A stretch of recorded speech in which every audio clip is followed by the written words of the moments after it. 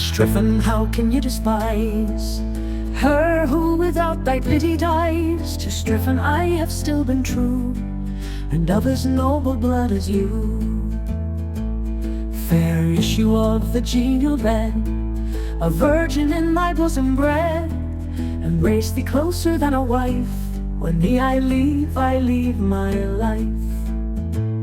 Why should my shepherd take amiss that oft I wake thee with a kiss, yet you of every kiss complain? Ah, is not love a pleasing pain, a pain which every happy night you cure with ease and with delight, with pleasure as the poet sings?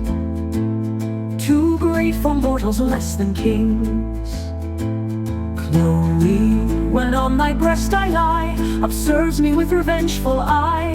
If Chloe o'er thy heart prevails, she'll tear me with her desperate nails, and with relentless hands destroy the tender pledges of our joy. Nor have I bred a spurious race, they all were born from thy embrace. Consider, Strephon, what you do, for should I die for love of you, I haunt thy dreams a bloodless ghost, and all my kin, a numerous host, would down direct our lineage bring, from victors o'er the Memphian king, renowned in sieges and campaigns, who never fled the bloody plains, who in tempestuous seas can sport, and scorn the pleasures of a court, from whom great Scylla found his doom, who scourged to death that scourge of Rome, shall on thee take a vengeance dire, thou like Alcide shalt expire.